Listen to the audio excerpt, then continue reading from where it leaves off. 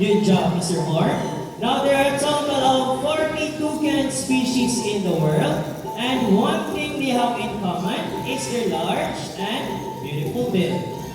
Now they have a large and beautiful bill that looks heavy, but in reality it is extremely light. It is made up of protein and keratin, just like our hairs and nails.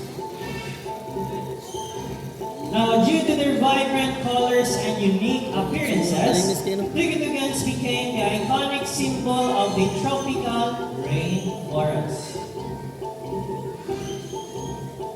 Now, this bird, they can control their body temperature just by adjusting their blood flow to their beak. So when they feel hot, their beak will serve as a thermal regulator, or it regulates their body temperature. Sila di siya masyam. Go!